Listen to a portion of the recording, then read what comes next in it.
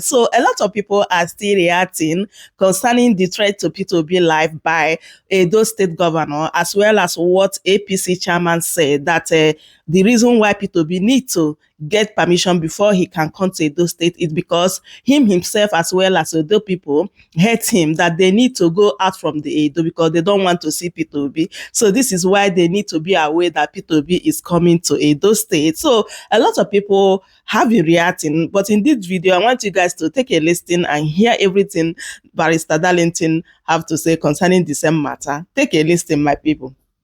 You come out, say you hate this individual and that the entire state hates this individual. Now, the party of the day, which is the APC, kept quiet, did not caution this, did not question this. The DSS and security operatives did not call anybody for investigation. The Edo State governor was not calling for any investigation. Everywhere is quiet. Now, let's say if the reverse was the case. For example, an extraction or a group of persons from another ethnic group, or the Peter Obi himself make such an inciting statement, how would the polity have been by now? What would have been the response of the day? Is the government and the security agencies, are they also part of weaponizing political thuggery, inciting violence, demonizing political opponents, and inciting the polity, watching incitements by supporters of the day, of the government of the day and their opponents, give a lot of rhetorics either via social media, create unrest, and they're mute? Is it until there is a complete breakdown of law and order before anybody speaks or says anything? In the process, governance seems to be moribund or kept behind.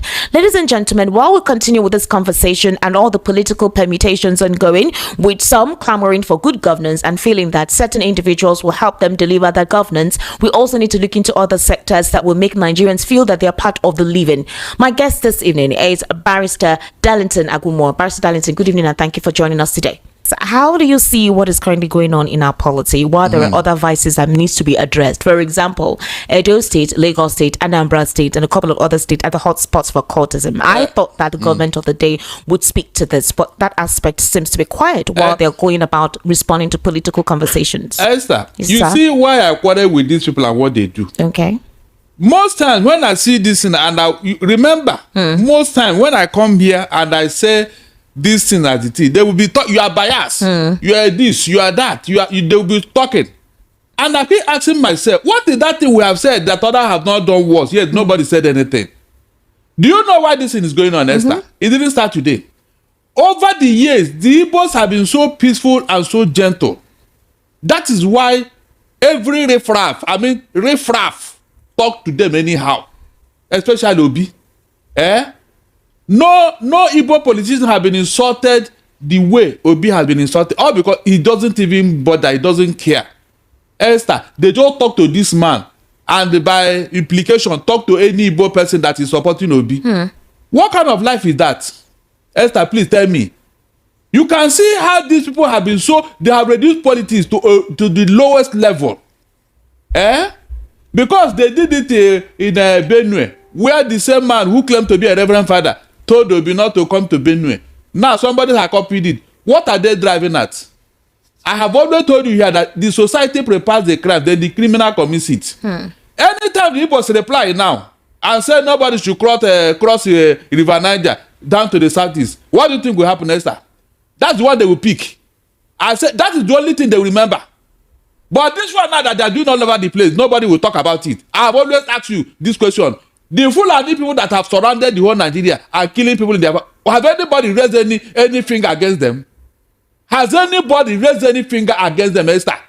You can see the problem with Nigeria. I don't know why they have hated the Igbo man so much. Look at ordinary Edo State threatening the Igbos, and by implication, Peter Obi. They didn't threaten the Igbos. He called Peter Obi. He didn't say the entire Igbos. Said he hate them. He hate these people. He didn't say these people. Barrister, he said Peter Obi. He said Edo State, Peter Obi. That man, go and listen to that speech very well. Go and listen to it very well. In fact, he combined all the Igbos.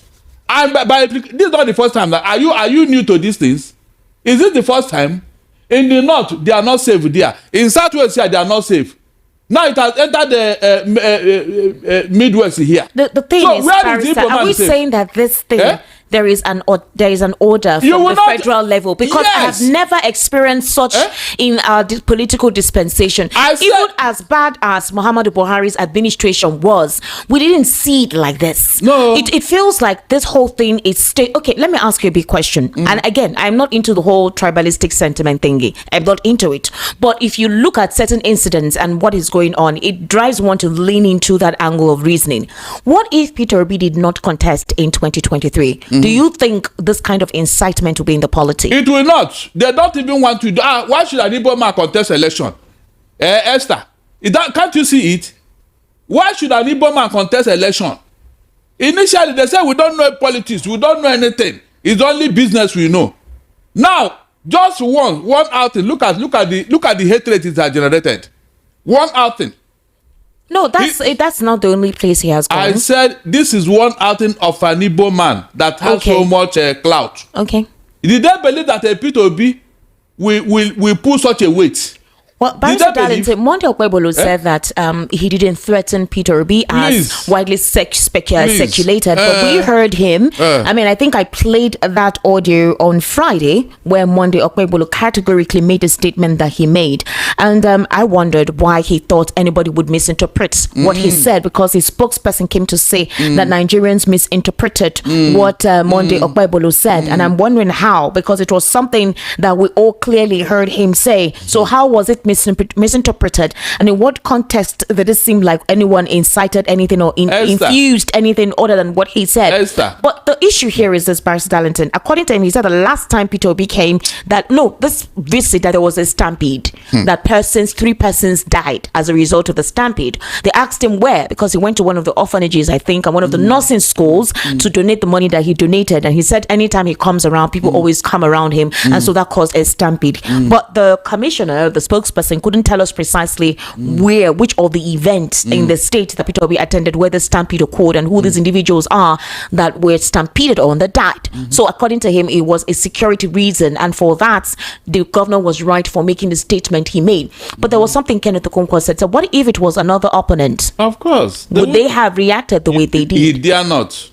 Esther, you saw how Emso Oluomo was welcomed in Edo State when Akpobholo won that election. Remember? And this is a what do you call a motor park manager. Okay. He was welcomed like a king in Edo State. Can you beat that? This Akpobholo. You see, Esther. You see, when I tell you that we are the one causing problem for ourselves by bringing bad leaders on board. That Akpobholo in a normal setting. When the last of Ogbemudia were alive, will such a man become the governor of Edo State? Be sincere to yourself. Will Akpobholo, who couldn't even read the figures in his own budget? Let's hear him. I am sending a direct message to him. There is a new sheriff in town. He cannot come to Edo without telling me, because his security will never be guaranteed. Whatever happens to So I don't know if we could all hear him make that statement, because it was clear when he made the statement. My question is this, Barrister Darlington, can the principal of the Labour Party in 2023 sue because he has been quiet? For Omoyele Sowore, he said that kind of situation can never ever happen to him. That's Peter Obi's problem with the state governor. They are all the same. So, but it affects you as an opposition. It doesn't affect me, because if I want to go anywhere, let them come and stand on my way. They can. They threaten people they can threaten, not us. They know that. When we say we are coming to the police headquarters, the police issued a statement threatening us that we cannot come here. Are we not here today? So, I don't want to be distracted by all those side talks about if the governor of Edo State threatens me, we will take people down there and dethrone him as the governor of the state. When the people are talking, when they take over the street, all oppressors will run away. When people take over street, when people take over street, all oppressors will run away. When people take over street. is coming up. A couple of people would think that this issue is being overflogged. This is the third time this kind of situation is occurring. I don't know if you can recall the first time it happened. The second one was the one of Benway with Hyacinth Galea, and then this is the third one. And there are talks that this may continue possibly ahead of the 2027 elections. Now, let me take you in the situation with Kano. The Kano state government actually explained because they were going through their elections and they feel that some political thugs could take advantage of such a gathering, and they told them that having to organize such a rally in supporting or having to celebrate Peter Obi's birthday may be taken advantage of, which was properly and politely communicated to them, which they obviously obeyed. So the question is, why couldn't the state have a polite way of responding to Peter Obi in that regard? Secondly, is it constitutionally right that he ought to write to the state governor before he comes into the state, considering the fact that he's a political figure? Another thing is it possible for him to have done his donation without having to go there physically, like most people would discreetly do and not do it publicly? Because even if it is something he normally does, people see some of this his act as a political antic ahead of garnering support or advertising himself ahead of the 2027 elections. What do you think, if we want to objectively look into this in this prism? When PDP was in office, did you hear this type of nonsense? Was there any time they stop APC from going to any place, either rally or donation or whatever? Was Tinubu not allowed to go anywhere he wanted to go when they were in opposition? Please, somebody should call and tell me when PDP stopped any opposition from moving around Nigeria to campaign or whatever. There was nothing like that. Now, under APC, you can see those people who are claiming that I don't like Tinubu. Look at what you are seeing under his government. And he's not even addressing it. Look at how this man is creating problem in Nigeria, dividing everywhere, dividing everybody, demarcating everybody. But he didn't know that this thing will bounce back to him. So, if now he wants to campaign and want to go to Anambra, they said, no, you should not come. That one will become news. But this is that is happening under his watch. Did you hear any reprimand? No. I mean, as a president of Nigeria, you see somebody spreading hatred, your own party member, and you kept quiet. So why wouldn't I think that you are the one telling them what they are doing? Why wouldn't I think so? Under your watch.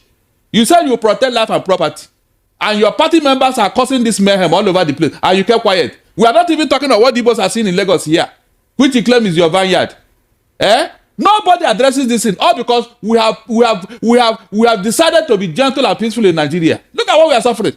Esther, the day this thing will boomerang now, they will tell everybody how the Igbos, anywhere they go, they cause trouble. Wherever they go, they do this, they dominate. I don't know who is telling this nonsense. What did we dominate? Is there any place in Nigeria you will go to that and you see that the Igbos have taken over that land? All right, Barrister Darlington, let's address again. I don't want you to. Railroad or the conversation into a particular prison. These are national issues. Yes, I know. Hold on. It's because of those small things that we don't take care of. That's why it has gotten to this level. Because before this thing can continue unabated, there must be a reason. Okay, give us that reason. Esther, where is that reason? What brought about this hatred? Tell me. They say you dominate what? Esther, is there any place in Nigeria that you can go today? They say, the Igbos that they own here, they don't even want anybody to cross. So they have dominated this place. So it is our land. Though. They claim it. They did not even pay for anything. Please, is there any such thing? Tell me. Meanwhile, the people that are doing this, nobody is mentioning their name, Esther. Nobody is calling their name. What kind of mentality is this? What exactly did they... So, to be successful is now a problem. Okay, Barrister, reacting to this, you know that the Ghanaian government invited Chukwudi Jude Ihenetu, the gentleman who was captured in a viral video, claiming he intends to establish an Igbo kingdom in Ghana following an alleged purchase of a tract of land. Now, he clarified that it was an old 2013 interview, which he deeply regrets. He assured that he has long abandoned that idea and has not purchased any piece of land for that purpose. Now, remember when I was defining hate speech when it's the political season? So this video was way back in 2013, and some supporters of this administration went and brought out that video, sent it to bloggers in Ghana, told them that this particular ethnic extraction like to dominate, that this is what they do wherever it is they are, and that's what they're about to do in Ghana, and that was how this uprising started. They also posted videos of certain persons destroying shops, and they attributed those shops to be shops of a particular ethnic group residing in Ghana. The Ghana government had to come out to deny that no, they did not destroy anybody's shop. There are consequences to this, Barrister Darlington. Darlington, and it's the consequences we need to address. Now, the idea is this: wherever it is these individuals reside outside the country, they want to be tagged or given a bad name so that they could possibly ask them questions, deport them for whatever reason. Again, this is the malicious, acidic hatred within our political dispensation. At what point in time would a 2013 video be dug out? What reason did you want? What kind of tension did you intend to create? Something that was that old, and the man has apologized, and it was a very ridiculous move. So the question is, why are these issues not addressed? These are divisive tactics and antics being organized just because of politics. When did politics become this dirty, this bad, this divisive, this acidic actually, and that has derailed governance and fractured Nigeria's unity? Esther, I ask you again. When PDP was in office, did you hear or see this type of thing? The answer is capital no. Why is it happening now? That means somebody is behind it. No doubt about it. There is no smoke without fire. Somebody is behind it. Esther, remember in the 80s, during the Shagari era, there was this Ghana must go. Remember? Okay. Good. Now, Ghana must go. Was it when an Igbo man was in office? Now, Ghana must go that was carried out by a Fulani or a Northerner, an outside man that was in government. The Igbos are now bearing the brunt in Ghana. Can you just imagine? They now want to retaliate with the Igbo man and his business in Ghana. The question is this, I've asked you this question. Is there any place the Igbo man dominated without paying for it? Is there any land anywhere that you can say this place, so yeah, they're complaining that you don't go to another person's place to say it's your kingdom and act like you're a king or whatever. Sometimes back home, they're not recognized as kings or anything. They apply this chieftaincy titles to themselves, and they feel that in the host country where they belong, you don't come there and call yourself something that you're not. Esther, please, go and check. There is no place you see any Nigerian community, either Igbo, Yoruba or Hausa, outside Nigeria, that they don't even organize a group. They have meetings. They have their representatives. Good. Please, how can such a thing become a kingdom? They say others don't talk about it. Others are not loud about it. But the Igbos are always loud. Okay, hold on. In Lagos here, an Oba said if we don't vote according to his will, all of them will jump inside the lagoon. When he made that statement, listen very well. All the Igbo leaders in Lagos here, all their, small chiefs that organizes them in different locations in Lagos, they came together and went to go and beg that Oba, Esther. If they are kings in their own kingdom, will they do that? Look, I have ordered to, don't listen to what is being said. Look at what is happening practically. That's what I've been telling you. Don't look at what the people are saying. This thing you are accusing the Igbos of, is that what they are? Have you seen it being demonstrated practically that they are challenging an Oba in any part of Yoruba land?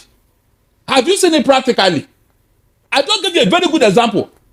That statement by the Oba is enough to galvanize this other Igbo chiefs in Lagos and say, okay, so we are going home to go and tell your people there now. But they went to beg him, even with that provocative statement. Nobody said it. Nobody. Even have anybody replied them in the Southeast, Esther? Or we don't have kings in the Southeast, Abi? Obionicha is not there. Ilo Mwanya is not there. You mean they cannot issue a statement telling the Igbos all over to do this or that? I have told you here, we are the white men of Africa, not even Nigeria. We don't have time in all these shenanigans. It is people of low grade that are into this type of nonsense. I have said this severally. Practically, we are demonstrating it. Look at all the provocations we have suffered here. Yet nobody replied. So where is the domination?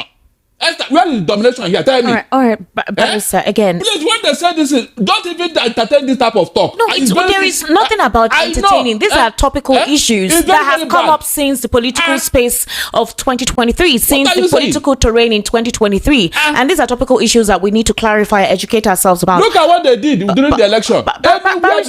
Barrister Darlington. So again, what happened to the National Orientation Agency? This is the agency that is meant to make sure that comments like this do not fly, call for unity and harmony, correct some of these anomalies, and let us have a smooth transition, that is a smooth process of administration in governance. Nigerians, we are about more than 700 ethnic groups in this part of the world, and it just feels like basically politics is one thing that has fractured that beautiful harmony that we enjoy. So why is a national orientation agency not sending memos to the political gladiators who create environments for this, and also want the citizens not to be pawns in carrying out these activities. Barrister, when you see the political elites sit down and have conversations, they drink the merry. In fact, lately I saw a video with Ojos Okalu and Akpobholo, the Senate president. They were coming out from a meeting. They were merrying, they were talking, they were happy. Meanwhile, some other political persons at the bottom barrel of the echelon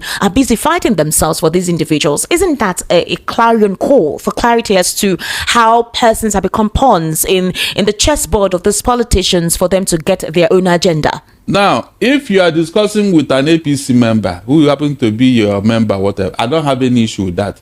Ojikalo and Akpobholo may be talking and all that. We know who he is in the southeast, and he knows himself. But what we are saying is, Esther, you were here because you mentioned national orientation, whatever. Yes, good. Agency. They will not talk, Esther. As long as these things are against the Igbos, they will not talk. Quote me. You were here when Fulani terrorists told the people in Jos, nobody can push us out of this place. Nobody can send us out of Plateau State. Did you not hear it? And immediately, the following day, they started killing them in that same place.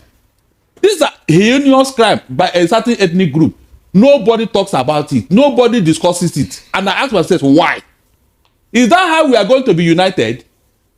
Esther, when you hear Igbo agitating on the color that they want, these are the reasons. Barrister Darlington, These are the reasons. I don't want us to just focus on serious? just the Igbos. Who else? Because there are also fragmentations in other ethnic groups as well. Other groups that are not properly represented. They may not just talk, but it doesn't mean that this doesn't cut across. No. If this happen to any other ethnic group, will you hear it? I will hear it.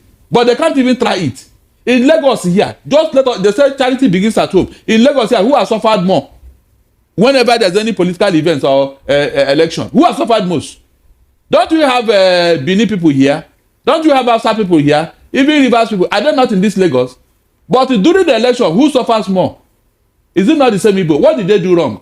That they want to vote. Tomorrow they will say, the Igbos are here, they don't contribute to anything. During the election, they don't participate. But you not ask yourself, who made them not? You can see what I'm telling you. They will accuse you of what they are very guilty of. The thing they are guilty of, they will accuse you. Esther, this thing must stop. Remember. In the Babangida book, he said the main reason for the war, civil war, was because Gowon could not stop the killing of the Igbos in the north. Is that not what he said? Yeah. And you can see it coming now, coming gradually, until this thing will ignite. That is when they will now remember that the Igbos are troublesome. Now that the Igbos are begging, leave us alone, they will not hear. Leave us alone, they will not hear. Anybody who did not know what happened in 1967, look at it happening. No, we cannot allow. We cannot. I remember the late Ojukwu himself said that war is not something that any nation wants to get into. No, they didn't witness it. And he also said that he expects that Nigeria should not get into this kind of situation. It takes the country backwards. That incident actually took Nigeria backwards. A lot. Not just for the Igbo ethnic extraction, but even for the entire Nigeria as a whole. Barrister, so again, I feel we all know, as based on the Constitution, every individual has a right to aspire. It is not only for certain extractions. It is not for the Hausa Fulanis. It is not for the Calabaris alone. It's not for the South or the Southwest. Every Nigerian who think they can offer themselves to serve has the right to campaign, to contest. They shouldn't be mutilated, demonized for wanting to express their ambition. Which brings us to another angle of the conversation.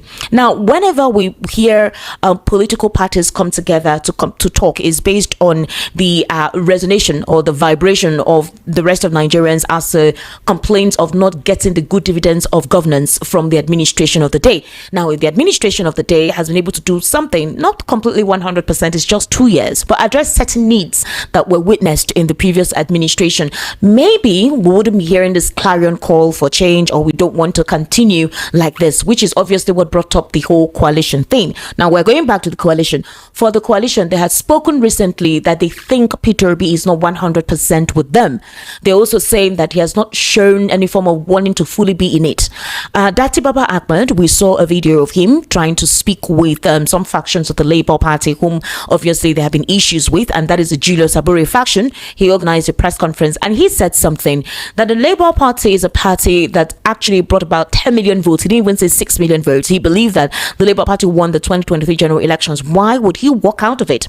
He tried to broker peace and say he is 100% still part of the Labour Party, and he had actually criticized the interest of the politicians in the ADC. He had questioned their interest in wanting to run. According to him, he says he sees the party more about themselves, not about the interests of Nigerians, and anything that has to do with just wanting to unseat Tinubu shouldn't be the basic of the order of the day. It should be about delivering good governance to the people and not just wanting to remove an individual. There needs to be an ideology. Do you think this is part of a move with he and Peter Obi to resolve the imbroglio in the Labour Party, and possibly Peter Obi having to adopt the option of running with the Labour Party? Esther, listen very well. As long as Wike has been talking with Abure, Obi should not go there. Obi should leave that Labour Party. Let me see how far they will go in the next election. Let me see how far they will go in the next election, because the insult and embarrassment is too much. This is the party this is the man that made your party to be recognized. You did not appreciate it. You did not appreciate it. All of a sudden, Abure has become a seat-tagged chairman of a party. Even when the tenure has expired, even when the Supreme Court has spoken, some people are now backing him to remain there. Is that where you want Obi to go to? And they will be fighting every day. Do you think Abure want to leave that seat for now? He will not go anywhere. And he will not work with Obi, because Wike has been talking to him. That's the truth. So whatever Dati Ahmed is saying, he's talking to himself. That party is not the only party. So anybody telling Obi to you say he's talking to himself? Yes, now he's talking to himself. Yes, he's talking to himself, because how? Hold on. The thing that happened in Labour Party before it got to this level, where were all of them? Dati had not spoken. He just came out now to make peace. Where was he when they were dragging Peter Obi up and down? Was he with Peter Obi? I don't understand what you mean by that. He was part of them when they unveiled. He was there, but he had always when they unveiled their coalition together. He was part of them. But after that, he was invited to a television station and he was categorical. He said his mind. He said the coalition should be about the interests of Nigerians and not about certain individuals who want to have an opportunity to grab of power. He says if the coalition is all about making sure that Tinubu is not there, without them having an ideology to resuscitate the economy and give Nigerians what they need, he will not be part of such a coalition. And he also said it again that he will always be with Peter Obi. Now there have been talks about the fact that Peter Obi may have adopted another political party. A lot of advice have been coming. You have been insisting, and Kenneth Okonkwo have been insisting, that Peter Obi should be a vice to Atiku Abubakar. Others say no. Why would that be so? How do we know that an agreement will be lived up to? And they're advising that he resolves the issue in the Labour Party. That was a party that gave him the prominence, or at least that was a party he rode on with the prominence in 2023. Barrister Darlington, let's just hold on. And it will not make sense to walk out of that party like that, join a coalition, become a vice. Others believe that it's either he leaves the Labour Party, goes full on to the ADC, become a VP as it's been speculated, or adopts another political party and work with them. But they feel that to unseat an incumbent as a person, as Bola Ahmed Tinubu, is not something he can literally do alone. So Dati Ahmed is actually there to broker peace, and a lot of people feel that it's between who and who? To broker peace in the Labour Party, to make sure that the party becomes formidable as it was. But we saw pictures of Abure with Nyesom Wike. We've also heard that Wike, along with some other PDP stalwarts, feel that Peter Obi is their product and that he should come back to the PDP. You can see, Esther, have you seen what I've been talking from the beginning? You can see how they want to confuse Peter Obi now. You can see all of a sudden PDP want Peter Obi, Labour Party want Peter Obi back. He's now indecisive. Esther, can you see how they can confuse the man? He's not indecisive. How are they confusing him? He's a man, and he has all his activity with him. Listen, why are they not talking to Atiku to come back to PDP? Atiku can't come back to PDP. It's not serve his interest. Why are they on Obi? You can see what they're telling Obi. Be decisive now and spell out what you want. You can see how they are trying to confuse him to disagree with himself. How are they confusing him? Because by the time Labour is calling him, PDP is calling him, ADC is calling him, where will he take this decision? Who says that because of all of that he can't make up his mind? Are you serious? Is he a child? Okay, why are they not calling other contenders? What? He's a bride. He's a bride. Really? Is Amechi not there? Is Atiku not there? Why are they not shopping for them?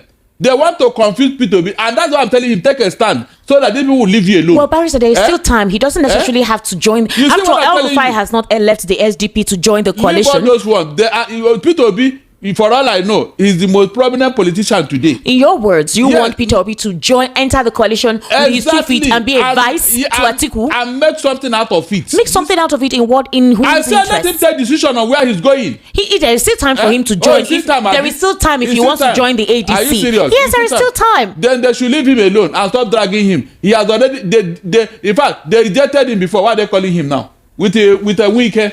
Spreading his tentacle all over the place. No thanks to Tinubu. So you believe that if Peter Obi comes back to the Labour Party, Abure is an agent of the APC and will neutralize that? Can Peter Obi work with Abure? But if Dati Ahmed believes that he belongs to the Labour Party and he's working to strengthen the party, obviously, are you saying that it's not in partnership with Peter Obi? Are you sure that it is not both of them that are into this together? Some people feel that Dati feels that he may not have any political relevance to the ADC, and to maintain his relevance, that's why he wants the Labour Party to work, so he becomes a vice president. Does it make sense? All the Buccaneers in the Labour Party have their hands off.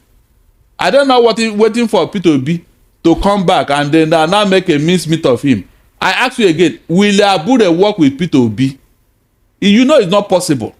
There's supposed to be a convention. Abure's tenure has expired. Are you serious? He needs to admit that. What if he agrees to go through the process? Has he left the party then? Even when the Supreme Court ruled, has he left? Well, that's INEC's fault. Really? And even INEC, nobody can prevail on INEC to recognize the authentic chairman of a Labour Party. Abure is still there, flexing his muscle, and that's where you want to go to. Abi, you can see how they are confusing him. We have told him from the beginning. Keep saying they are confusing him. If you are P2B shoes today, you'll be confused. Barrister, do you know what it is for you to be part of a coalition that, according to them, that coalition has been on for 18 months? Would you say that all the while he was having conversations with them, he doesn't know what he is doing? Oh God! Look, I'm just asking. Look, hold on. Why is it that now these parties are calling him? Why? It's normal. It's not normal. They should be calling Atiku too. They should be calling Atiku, not Obi. That's what I'm telling you. Why him alone? Why? Other people that left, why are they not calling them back? Why must he be P2B? And you are telling me that there's nothing wrong there. All right. The ADC has ruled out former Labour Party presidential candidate Peter Obi from contesting for the presidency under its banner in 2027, citing constitutional provisions that bar individuals affiliated with other political parties. Now, despite Obi's open association with the ADC and his declared ambition to run in the next general election, the party's constitution makes it clear that only registered card-carrying members who have fully severed ties with other political parties are eligible to seek its nomination. According to the ADC's third schedule on primary election guidelines, Article 8 of membership stipulates that an aspirant must not belong to any other political party, and if previously affiliated with one, must have formally resigned. This clause presents a major hurdle for Peter Obi, who remains a prominent member and current leader of the Labour Party. That's why I said, are you sure it's not in tandem with Peter Obi that is trying to reconcile that political party? His media aide, Tanko Yunusa, confirmed that Obi has not left the Labour Party, stating that, well, that will be made public if he decides to do that. At the moment, he's still a member of the Labour Party. In contrast, former Vice President Akpobholo and ex-Rivers State Governor Rotimi Amechi appear to have a clearer path within the ADC. Both political heavyweights are no longer members of their former parties. Well, I don't know of Rotimi Amechi, but I know of Akpobholo. El-Rufai is still in the SDP, which is why I said there is obviously still time for decisions to be made. Barrister Darlington, I want us to take a listen to this former ADC presidential candidate, and that is Dumebi Kachiku, where he very recently made a press release. I think that was 2 or 3 days ago, during the weekend precisely. Let's just listen to Dumebi Kachiku, and then obviously we'll get to open the phone lines. ADC family and my fellow Nigerians, I find it necessary to once again address you on the recent events within the ADC. But before I get into that, let me state the following. I am an Igbo man from Onitsha in Delta State of Nigeria. I'm a full-blooded Nigerian and have the right to aspire to the highest office in the land. The presidency is not and will never be the birthright of one section of this country, no matter how much propaganda they spread. There's a lot of deliberate misinformation going on by these agents of destabilization, masquerading as a political coalition. There is a clear difference between a political coalition and a political gang. The first has noble ideals, while the gang seeks power for personal gains. What we have here today is a gang unable to survive outside political office, seeking to hijack the ADC as a means to revive their personal economies. They are truly on a rescue mission, but it's a mission to rescue themselves from the harsh economic realities we did themselves created for our nation. They accuse me of being a paid spokesperson for President Tinubu, and my response is this: it will be an honor to be a spokesperson for the president of the largest black nation on earth. But unfortunately, that's not who I am. Political jobbers who have no visible means of livelihood are always eager to tar others, but I remain unfazed. They, with the active support of their cohorts in the media, now say they are the ADC. They are not. I can call myself the president of America till I am blue in the face, but it doesn't make it so. They are offering some of the state chairmen as much as 20 million naira to resign their positions, which goes to show that their intentions are not honorable. My question to this gang is this: if you succeed in paying off all the ADC party officials at state and local government levels to resign, what next? Our constitution still doesn't allow you to assume their offices. This is the plain and simple truth. Your money will get you nowhere in the ADC. If you have to build your rescue mission on fraudulent misrepresentation, it just shows who you really are. The imposter who claims he's their spokesperson made bold to say that I am merely the former presidential candidate of the party. I'm not a party official. His pedestrian argument is that only party officials can challenge party affairs. Exactly. This is the same elitist ignorance that brought Nigeria to this point, where we believe Nigeria is only for the rich and powerful. Bolaji, please be informed that every member of our party, no matter how poor you people have made them, have a say in the ADC. This fake coalition is staging events in different parts of the country where they pay poor Nigerians to say they are decamping from other parties to the ADC. This is the typical strategy of these old politicians, and we have had enough of it. They need to sing a new song.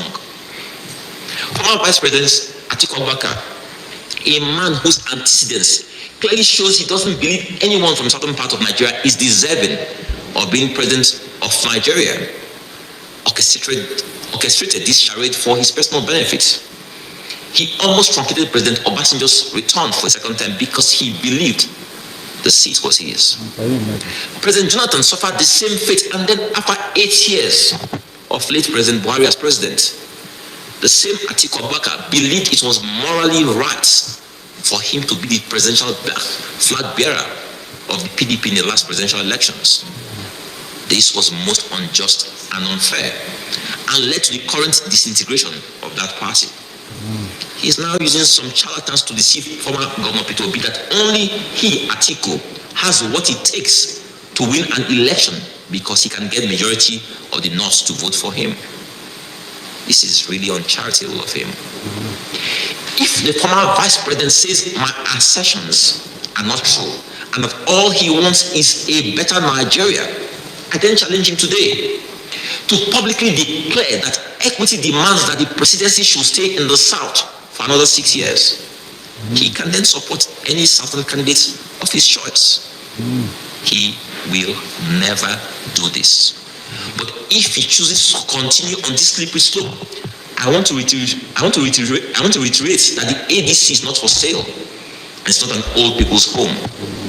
We are a party that believes Nigeria needs fresh faces, fresh ideals, and fresh ideas.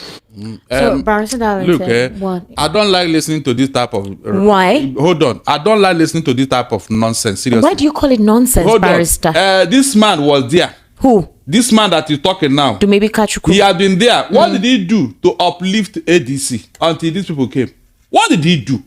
Practically, what did he do to that ADC until these people entered there? at least to show that yes, he has done more. Look at what he's saying. A former presidential candidate who couldn't make it. Why is he demonizing other people? Tomorrow the same people will ask you, what did Atiku do? A man who cannot spend 1 naira. Barrister, maybe Kachiko is not the only person that has such concerns. I said other persons. Hold on. Barrister, Hold on. Please hold on.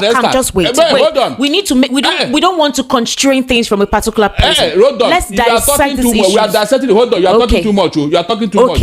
All right. Listen, the party officials resigned their position to accommodate ADC and this coalition. It's on record. Okay. It was because Kachukwu or whoever he is was not called upon and pleaded upon and begged because he was just a former presidential candidate. That is why he's blowing hot air. Okay, Barrister, can I come in here now? Yes. Maybe Kachiko said they came and met him. They approached him. I think I played it on this platform. Yes, he did. And he said that he said, okay, fine, that is very good.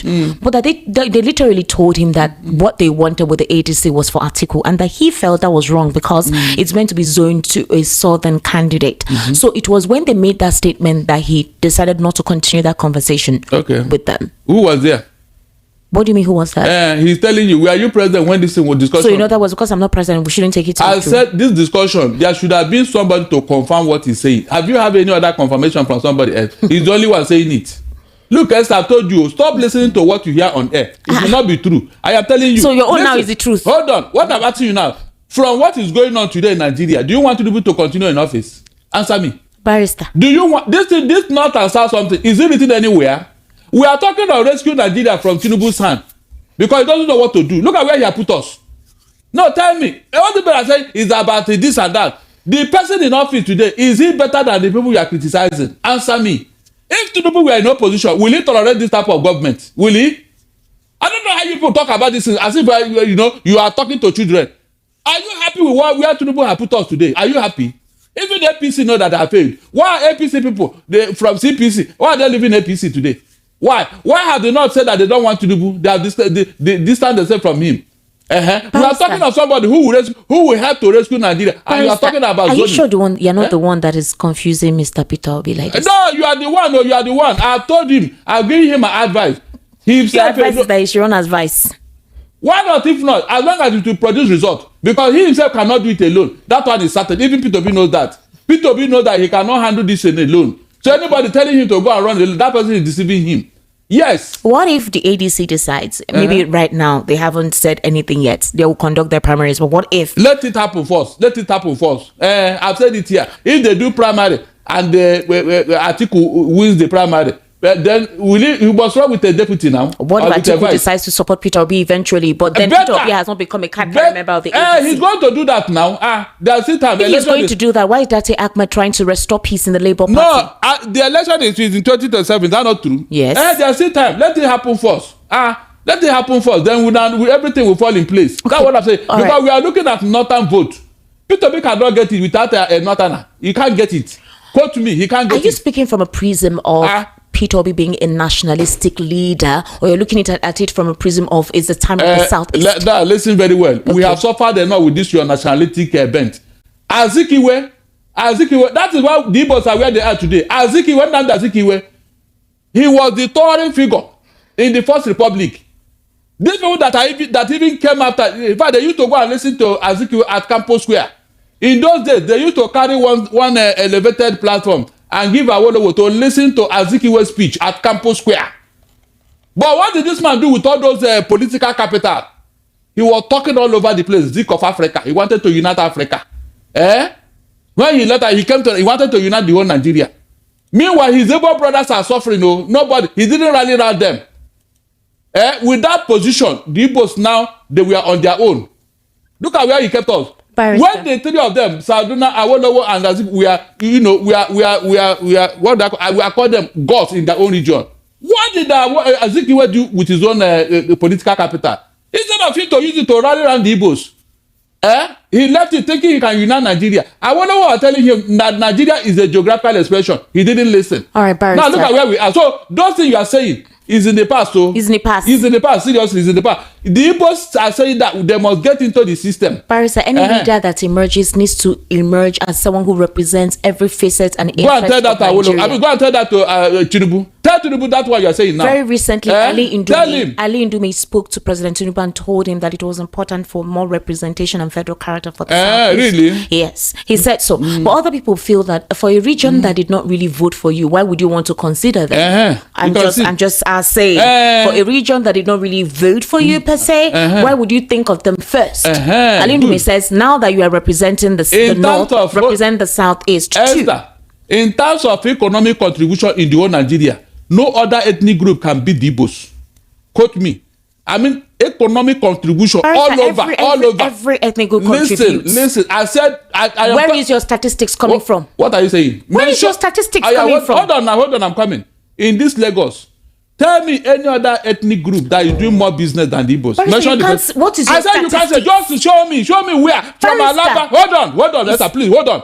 From Alaba to Ladipo's Paper Market, to Aspanda, to what's it called, Ikeja Computer Village. Mention any other place that is majority there. You can no longer talk. Barrister, there are other sectors. I said the majority that contribute to the economy of Lagos and other states. Majority. Tell Barrister, me. you cannot give that. You cannot give that generalistic really? Without accurate statistics. So, what are you saying? I'm just saying. I don't ask you which other statistics are you looking at? I don't mention places where you. Do you know how much they contribute to Lagos State in tax every day? Barrister, every week, this thing you are saying now is why they are targeting your people, because you keep saying that it is you that is doing everything. Yes, because hold on, I said in economic contribution. Look, I was specific. I said in economic contribution, mention any other person in the whole of Nigeria. Wherever they go, they say yes, they are very enterprising. Even in Ghana, they say they are very enterprising. Is that not something that you should compliment them for? Hold on, is that not something that helps the economy to grow, to help the Nigerian to develop? Why are you neglecting that and calling that they dominate? Is it not because of this thing they are doing that people say they are dominating? Are they doing it for free? Are they doing it for free? Barrister, when you're talking of leadership that represents, do you know that there is a situation, there is an educational crisis? Where? Educational institutions have gone moribund. There are no proper infrastructures for good learning environments. Most of the structures in our educational institutions are very old, very, very old, way back during the First or Second Republic. Who told you that your leaders Barrister, I am saying that especially for federal educational institutions, the laboratories are ill-equipped. They don't have proper learning environments, no proper accommodation. Students are thronging into these institutions. No proper number of teachers to represent the number of students that attend these institutions. There is a serious decay in educational infrastructure. And when you look at things from this prism and you want a leader just because of where he's coming from, a leader is meant to be someone that will represent every group and tackle these issues, which brings me back to the conversation. Why do you think that Atiku represents that and not a Tinubu if you want something different in the scope of things? Good. From all indication, Atiku has been tried and tested. He's not an extremist. Okay. This insecurity that's going on is coming largely from his ethnic stock. It's only the owner of a mad dog that will call the mad dog to order. Are you getting what I'm saying? Let us try Atiku and see whether he will curb this insecurity. That's the truth. Just insecurity. I said, of course, when there is no insecurity, you can be free to go and act for a living. Okay. Yes, you can go to your farm. Make sure that when you go there, you come back. You're coming from a strategic lens. Of course. If not, how else? Esther, how else? Can the Peter Obi go and confront the Fulanis? Ordinary Jonathan, when he confronted them, they say he was doing ethnic cleansing. He was killing their brothers. Is that not what happened? Let us allow the North to clear the mess they brought us into. So my people, that is it. I hope you heard everything Barrister Darlington said here. Anyway, he is entitled to his own opinion, right? So talking about 2027, saying that it's only Atiku that can take power from Tinubu, it's only Atiku that can tackle the insecurity. Like, is Barrister Darlington being serious here? Is he being serious here? Nigerians want to take power from Tinubu with someone that can bring sanity back to Nigeria, because the way Nigeria is heading to now, if Tinubu is allowed to continue after 2027, I don't think that we have a country called Nigeria anymore. What is happening right now is going to get worse. So Barrister Darlington saying that it's only Atiku that can tackle the insecurity, I don't believe that. Like, what is different between Atiku and Tinubu, my people? Anyway, I say make I bring this update to you guys. Do well to leave your thought in the comment section about everything Barrister Darlington said here, and also like the video, share it as well, and I will see you guys in my next update. Goodbye for now. Shammer